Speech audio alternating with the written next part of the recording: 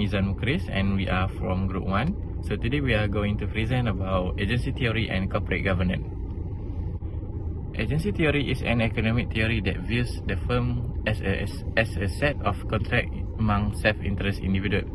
An agency relationship is created when a person, which is the principal, authorizes another person, the agent, to act on his or her behalf. Principal versus agent. The principal has hired the agent to do a service on their behalf. The principal has contributed money but has little or no day-to-day involvement. The agent makes the several financial decisions that influence the principal, in dispute and even split in priorities and interests are possible. The agent uses the resource of a principal and the agent makes the decision, but he or she bears little or no risk because any losses are borne by the principal. For example, financial planner and portfolio management act as agent for their principal and are accountable for their assets. A lessee may be held liable for the protection and safekeeping of assets not their own. Even though a lessee is accountable for their asset, the lessee is less concerned with the preservation of the product than the actual owner. Next, agency theory in corporate governance is referred to a relationship between a company shareholders and its director or management. The goals are to represent the owner interests and to carry out activity in their best interest. In volatile economic environment, the agency theory of corporate governance has attracted the substantial attention and is being studied and analyzed from a variety of angles. Various subject matter experts such as economists, accountants and bankers have been exploring the greater implication corporate governance may have on a company's performance. Next, the advantage of agency theory. The first point is the capacity to maximize the potential use of certain agents. The agents are motivated to succeed and beyond their managerial tasks. The total benefit are felt by the shareholder since their assets are being used. When the shareholders' returns on investment is great, all stakeholders benefit from significant monetary incentive like wages and bonus. Next, the agency cost. The expense paid by the shareholders in engaging the agent or management. An agent frequently performs several vital tasks, including the critical function of decision making. The company investment in engaging the agent is therefore justified by the quantity of work or services accomplished for the organization. It benefits shareholders because the agency fees may be considered as an investment in the future growth of the company asset. Next, the improvement in the shareholders' return and the values of the company asset. Its application in the growth of modern firm is still very much applicable. The agent and principals, as well as other stakeholders inside the business, benefit directly from the financial success of the company. The last point is it allow for the application of the concept of maximum utility. Maximum utilization refers to utilizing their potential and abilities that they have brought to the firm. Optimizing the manager's talent and potential, on the other hand, directly benefit him or her as an agent. Hi, my name is NADHIRAH ZAINI. My magic number 69181. Today I would like to explain about disadvantages of agency theory, which is our first point, which is opportunity view. Opportunism is a self-centered, self-serving approach to situations that ignore the feeling of others. However, this does not violate law, but it violates a good manner. However, agents tempted to misuse their power for their self-interest. So, there's naturally a conflict due to opposite interest can be worsened by ineffective management and implementation in relation to shareholders. Hence, shareholders being scattered and unable to perform critical regulating tasks. Next is there is no guarantee that the principal will be able to prove that the agent is transparent.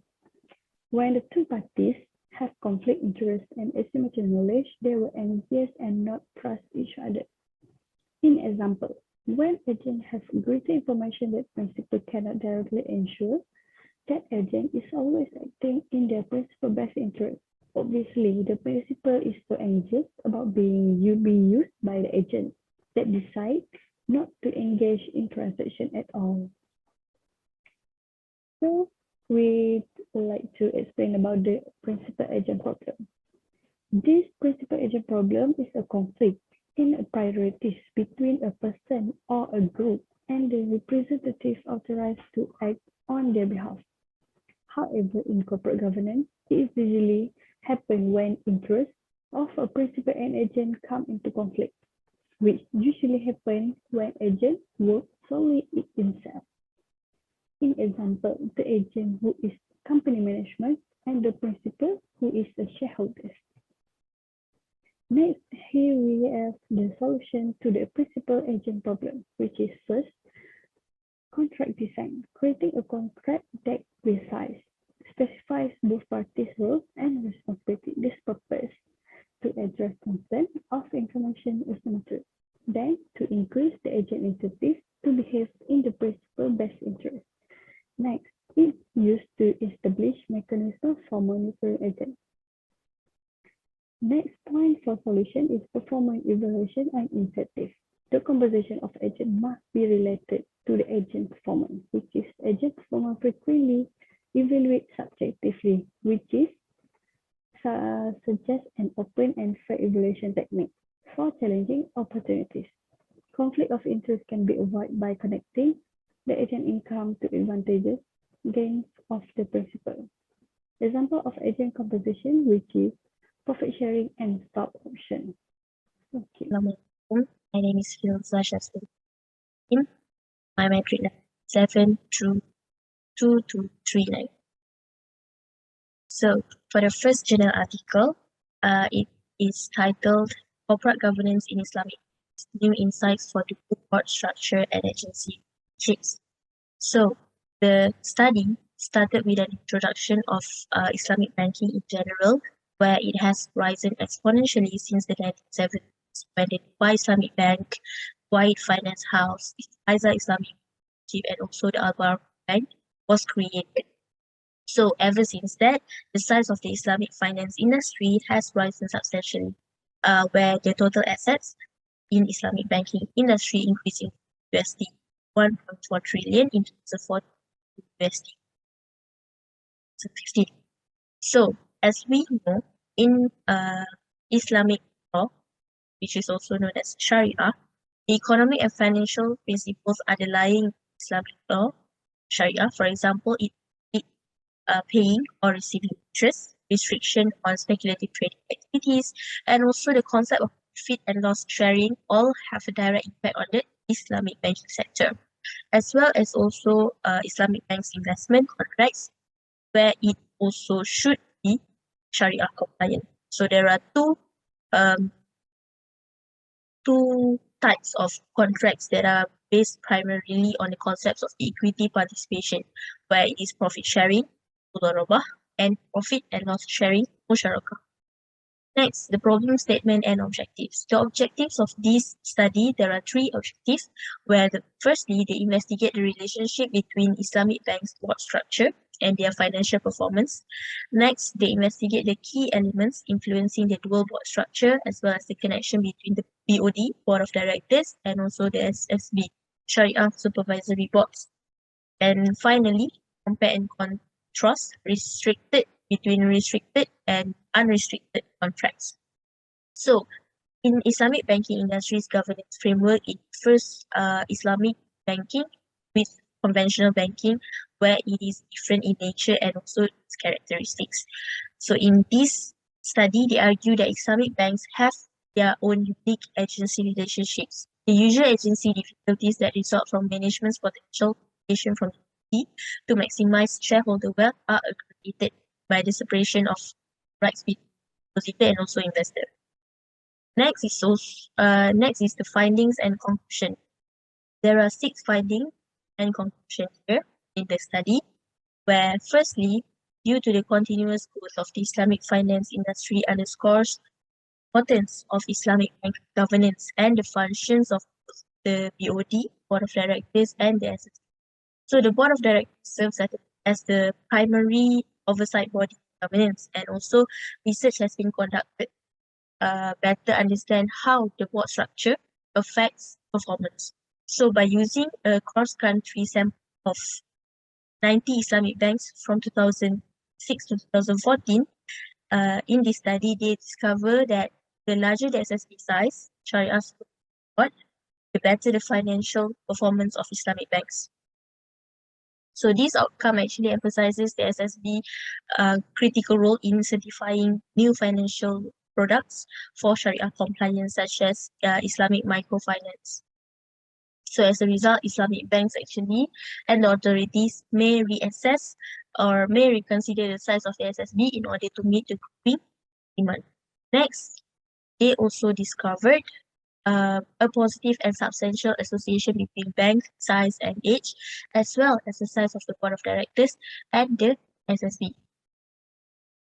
Islamic banks are distinguished by more sophisticated operations, implying that the larger the bank and the older it is, the larger the BOD, the board of directors, and also the SSB size. So next is they also found evidence to support the monitoring hypothesis in Islamic banks, whereas private directors, private benefits or advantages are found to outweigh monitoring expenses. So this results in a larger boards of directors in Islamic bank. But on the other hand, their results showed a negative and significant link between the size of the SSB and the private benefits of directors, where they concluded that the higher the independence of the board of directors, the larger the SSB. Then they argue that the power of executive directors might impact on the SSB size. So due to the sheer nature of some financial instruments, such as unrestricted mudharabah contracts, they claim that Islamic banks have a unique agency relationships, where they found that the larger the SSB, it may also lead to lower agency costs. So finally, they discovered that the larger the amount of mudharabah contracts, the higher the agency expenses for Islamic banks. So these mudharabah contracts or these type of contracts are the most common causes of agency disputes in Islamic banks. Last but not least, the recommendations. So in this study, it has several policy consequences, where it first sends a message to the regulators to raise the size of the SSB by hiring qualified scholars to mitigate agency ties. This is to ensure, to encourage and support the establishment of professional institutions. Next, they also suggested that the regulators reassess the architecture of corporate governance systems for Islamic banks. And this is actually to ensure complete independence for the SSB members that are already being appointed by the BOD, Board of Directors. And also, it stated that authorities should ensure that in some nations that SSBs have a mandated rather than a consultative nation. And finally, they also urge the regulators to reconsider the design of unconstrained or unrestricted contracts in order to reduce the agency costs in Islamic banks. That's all from me. Hi, my name is IZZAN with matrix number 69911. So today I will present the Journal 2, Agency Cost Ownership Structure and Corporate Governance Mechanism in Ghana. For the introduction, the monitoring, bonding, and residual loss expenses that shareholders may suffer in agency partnership are referred to as agency costs. According to agency theory, good corporate governance plays a significant role in defending shareholders in general and minority interests, and so should result in lower agency costs. The Ghanaian court specified governance structures thought to enhance successful corporate governance and suggested that they be implemented. Therefore, this examined how much compliance with the Ghanaian court's individual governance procedures has influenced agency cost. For the problem statement, while existing research has focused substantially on governance performance link, few studies dealing with either established or emerging economies have sought to precisely estimate agency costs or analyze the factors that impact them. There are two objectives of this study. Firstly, to examine how much compliance with the Ghanaian codes, individual governance procedures has impacted agency costs.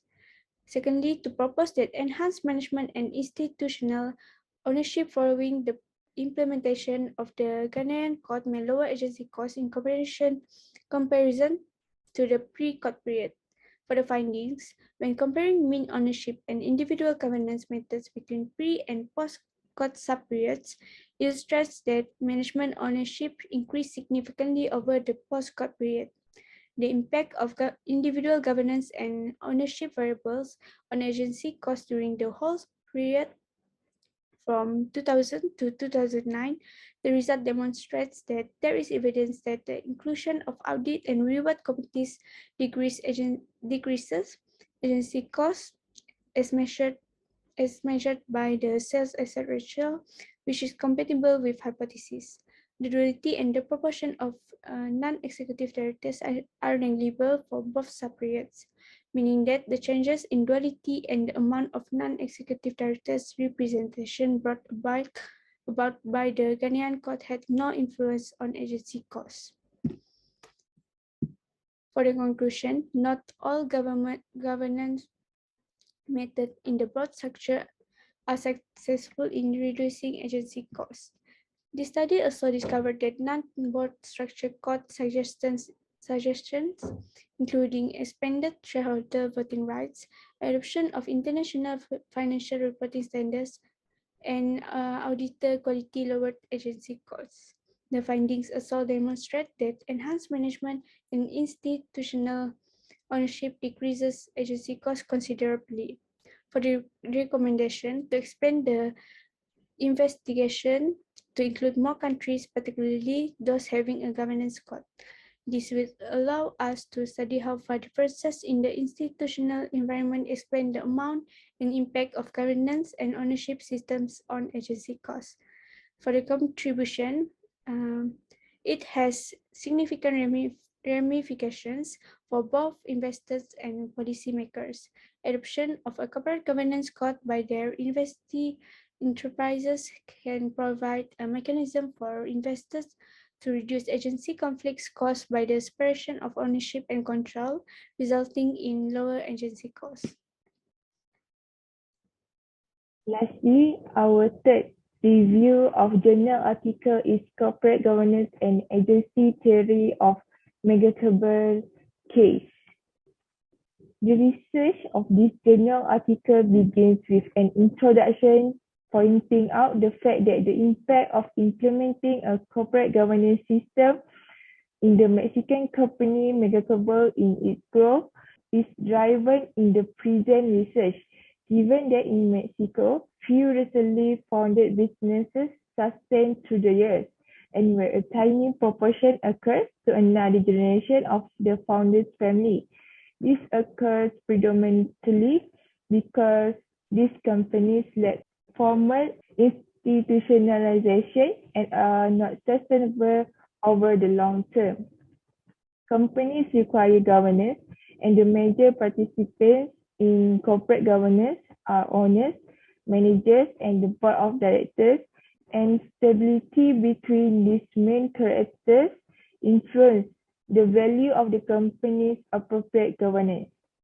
So, the essential model of corporate governance will become a directional component for this article's research, whereby each shareholder and manager should consider in order to achieve an appropriate model. Moreover, the problem statement of this study is to demonstrate how well the agency theory fits the topic of research. This theory attempts to solve the issue that arises when the objectives of the principle and the agent do not correspond, resulting in asymmetric information. Thus, it seeks to guarantee the agent's loyalty to the principle in return for an honest compensation scheme. The separation of ownership and control is a component of a series of financial problems, which can be categorized as principal agent problems. Another more optimistic outlook of the seriousness of the situation of the agency intends the possibility that these problems can be enhanced with inventiveness in the corporate governance literature. Furthermore, there are three objectives of the study. First, to determine the significance of implementing a corporate governance system and agency theory in the Mexican company megacables growth. Second, to conduct research on corporate governance within Mexican companies, and the few findings are managed by huge companies. Lastly, to determine and delimit the responsibilities of each element and to know the conflicts that may arise between them. Hi, my name is AZWINAH binti AZMI and my matrix number 69201. The finding of this study indicate that Megacable Company has a good organizational structure in implementing the principle of corporate governance. They also applied agency theory influence the development of megacable companies to achieve effectiveness in the implementation of corporate governance principles. Next, the Mexican company known as Telmex has applied balanced administration control and has achieved success because this company can compete in the market to gain a competitive advantage. The corporate governance in Mexico company needs to monitor all compliance based on corporate governance to know their respective responsibility in information from being leaked to irresponsible parties. Lastly, the board of directors know to handle the conflict between them and make sure they participate in decision making with the permission of shareholders and financial agents for the company operation to run smoothly and profitably. The organization must be aware of the skills acquired to maximize resources in the company.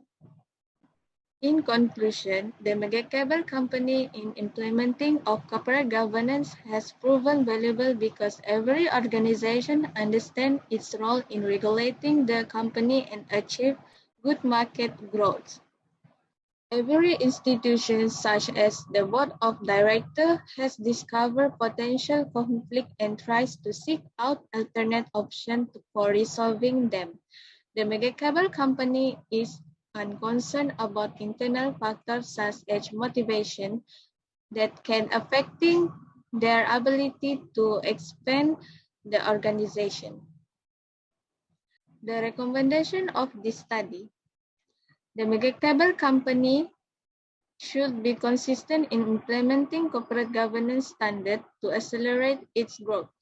It shows that the corporate governance rules impact the environment, such as interaction between organization and the relationship with the financial institution, that's allowing the company to be more stable. For firms in Mexico to be attentive to the workplace by providing continual training so that their board of directors, shareholders, and employees are aware of their duties and maintain competitive advantage. Lastly, they must address internal issues like motivation across their organizations. It is essential since it can inspire an individual spirit in executing his job. It ensures that there is no bias among employees. Every organization needs to be communicated and not to be secretive with each other so that there is no dissatisfaction just for selfishness in company. That's all from us. Thank you.